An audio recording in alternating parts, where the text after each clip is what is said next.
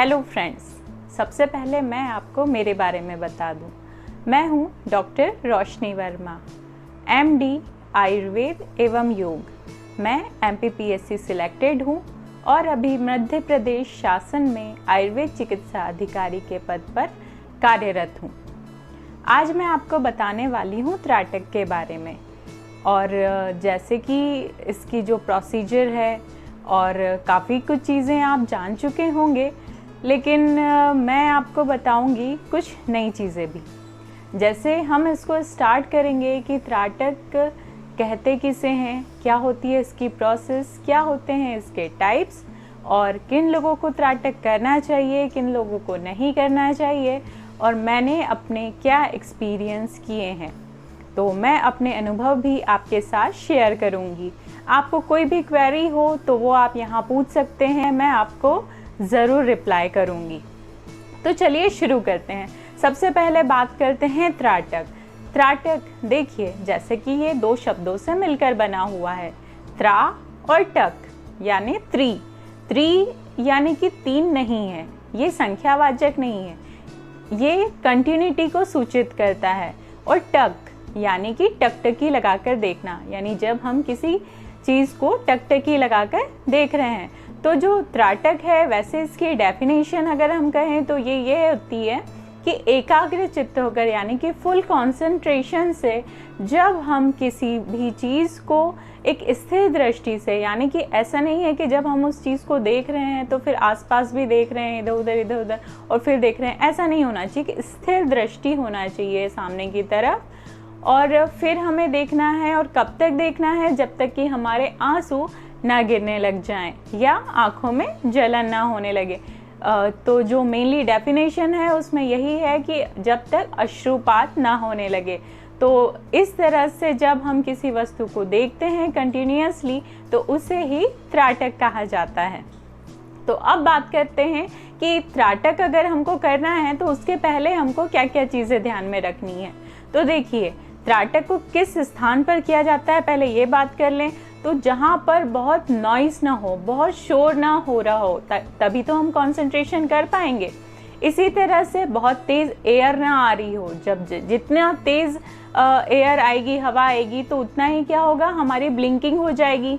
तो फिर हम अपनी आंखों को कैसे खुला रख पाएंगे? तो ये एक प्रॉब्लम हो सकती है। इसलिए जहाँ पर तेज़ एयर हो वहाँ नहीं करना है। जहाँ पर बहुत कम लाइट हो वहाँ पर भी नहीं करना है। जैसे रात्रि में भी नहीं करना चाहिए, क्योंकि नेचुरल लाइट तो पूरा ख़त्म हो जाता है, तो उस कंडीशन में भी नहीं करना चाहिए। और इसके साथ ही बहुत ज़्यादा लाइट जो कि हमारी आंखों को चुभे, ऐसी कोई कंडीशन भी नहीं होना चाहिए। और थोड़ा सा जो माइंड है वो रिलैक्स होना चाहिए। तो ये सारी जो चीज़ें हैं ये हमको ध्यान में रखनी है।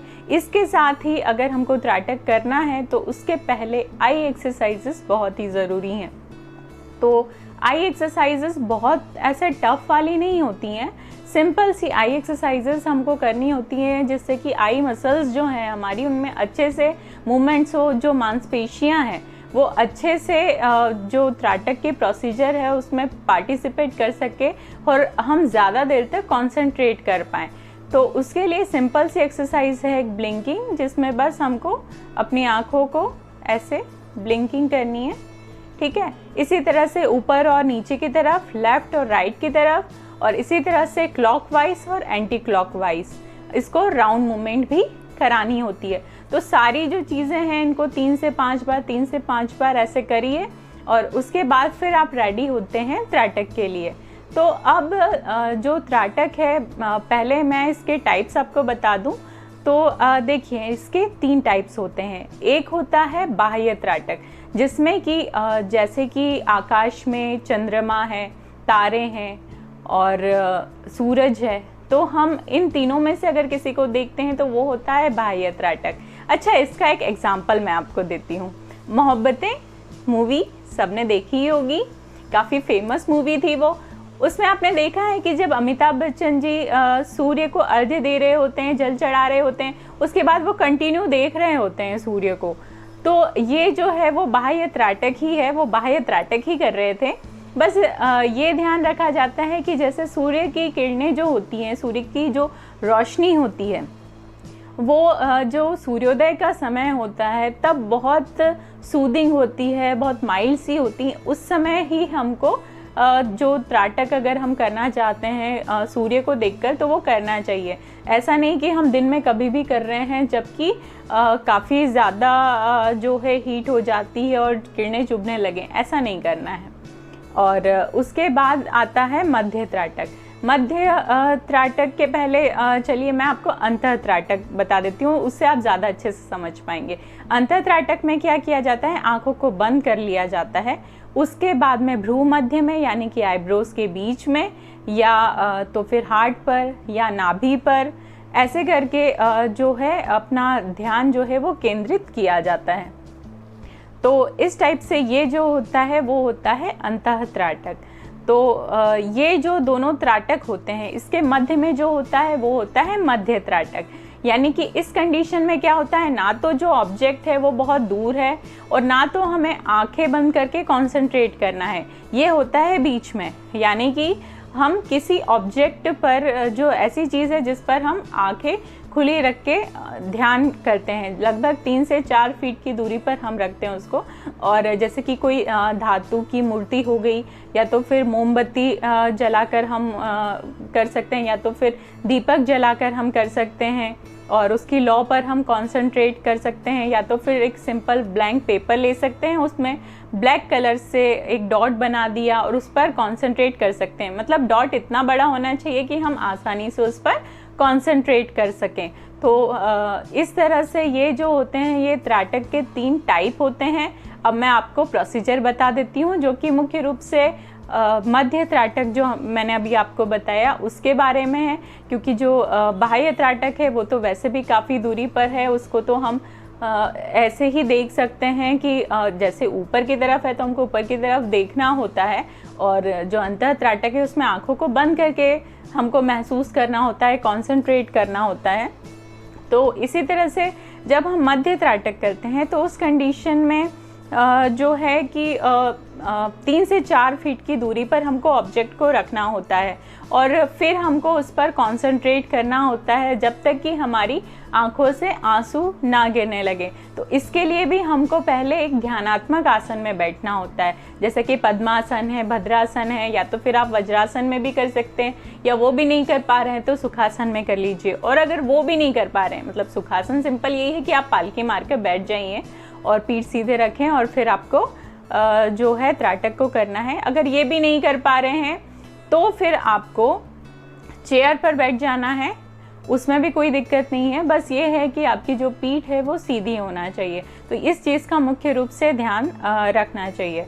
अब बात करते हैं कि किन लोगों को त्राटक करना चाहिए। तो देखिए, जिन लोगों को तंद्रा आती है या थकावट होती है या बहुत आलसी सी आती, उन लोगों के लिए त्राटक बहुत अच्छा काम करता है कि एक स्फूर्ति, एक जो है कंसंट्रेशन, फ्रेशनेस, ये त्राटक देता है। तो ये इस कंडीशन में तो बहुत ही अच्छी होती है। इसके साथ ही जो आई डिसीज़ होती है उससे प्रिवेंट करने का काम करती है। जो लोग त्राटक करते हैं उनको आई डिसीज़ होने की संभावना कम हो जाती है, या कोई आई डिसीज़ होती हैं तो उनको जो है काफ़ी जो उनके ट्रीटमेंट में भी मदद मिलती है। और किन लोगों को नहीं करना चाहिए, जिनको एपिलेप्सी होती है, जिनको झटके आते हैं, उनको नहीं करना चाहिए किसी ऐसी चीज़ पर कंसंट्रेशन जिसमें मूवमेंट होती है, जैसे कि दीपक की लौ जलाकर वो कंसंट्रेट नहीं कर सकते हैं। और इससे जो उनका जो फिट्स आते हैं, जो झटके आते हैं, उनके आने की संभावना बढ़ सकती है। इसलिए उन लोगों को नहीं करना है जिनको एपिलेप्सी है। जिन लोगों को हेडेक होता है उन लोगों को भी नहीं करना है। उससे भी ये होगा कि जब आप कंसंट्रेट भी नहीं कर पाएंगे और शायद आपका हेडेक भी बढ़ सकता है। तो हेडेक जब हो रहा हो तब आपको नहीं करना है। इसके अलावा आईज़ की एक कंडीशन होती है, एक डिसीज़ होती है ग्लूकोमा, जिसमें कि जो आईज़ है उनका इंट्राऑक्यूलर प्रेशर बढ़ जाता है। जो हमारी आईज़ होती हैं उनमें एक फ्लूइड होता है, तो जो उस फ्लूइड का एक प्रेशर है जो नियंत्रित होना चाहिए, और अगर वो बढ़ जाता है तो उस डिसीज़ को बोलते हैं ग्लूकोमा। इस कंडीशन में भी नहीं करना चाहिए। इसके साथ ही जिन लोगों को नींद नहीं आती है, अनिद्रा होती है, उन लोगों को त्राटक का प्रयोग बिल्कुल भी नहीं करना चाहिए, क्योंकि उससे क्या होता है कि जैसे कि जो त्राटक है वो कंसंट्रेशन के लिए अच्छा है और एक माइंड को फ्रेशनेस देता है, तो एक्टिवनेस, अलर्टनेस को बढ़ा देता है। और अगर एक्टिवनेस और अलर्टनेस अच्छे से बढ़ जाएगी तो फिर क्या होगा कि जिन लोगों को नींद नहीं आती है तो उनकी नींद और भी कम हो जाएगी, ये एक प्रॉब्लम हो सकती है। तो जैसे कि जो त्राटक है वो मेनली षटकर्म का पार्ट है। योग में षटकर्म होते हैं, जैसे कि आयुर्वेद में पंचकर्म भी आप जानते होंगे, जो बॉडी के प्यूरिफिकेशन के लिए, शोधन के लिए हम आयुर्वेद में पंचकर्म कराते हैं। इसी तरह जो योग है उसमें शरीर की शुद्धि के लिए त्राटक का यूज़ हम आई क्लीनिंग के लिए करते हैं। और इसी तरह से अदर भी पार्ट्स होते हैं। तो जो षटकर्म होते हैं उनमें से ही जो एक कर्म है वो होता है त्राटक। इसके अलावा भी नेति, नौली, धौती, बस्ती, कपालभाति और त्राटक, ऐसे करके ये षटकर्म होते हैं। तो इस तरह से मैंने आपको त्राटक के बारे में काफ़ी सारी जानकारी दे दी है। अब हम बात करते हैं एक्सपीरियंसेस के बारे में। तो जब हम त्राटक करने लगते हैं तो कई सारे एक्सपीरियंसेस हम फील करने लगते हैं। जब मैंने भी त्राटक को किया तो जो कंसंट्रेशन है वो बढ़ गया मेरा, और साथ ही जो स्टडीज़ वगैरह है उसमें काफ़ी हेल्प मिलती है। और मैं जो त्राटक है इसको स्पेशली रिकमेंड करती हूँ ऐसे लोगों को जिनको स्टडी करनी है, कंसंट्रेशन नहीं हो पाता है, या कहीं सिलेक्शन की कोशिश करते नहीं हो पाता है, कई बार माइंड नेगेटिव हो जाता है, या जो लोग मेडिटेशन करना चाहते हैं और मेडिटेशन कैसे करें उनको समझ में नहीं आता है। तो जो त्राटक है ये हमको मेडिटेशन करने के लिए तैयार करता है। तो इस तरह से एक जो प्रत्याहार होता है, जो अष्टांग योग होते हैं उसमें से एक अंग होता है, जैसे यम, नियम, आसन, प्राणायाम, प्रत्याहार, धारणा, ध्यान और समाधि होता है। उसमें जो प्रत्याहार पार्ट होता है उसमें उसको करने के लिए जो है वो त्राटक बहुत हेल्पफुल होता है।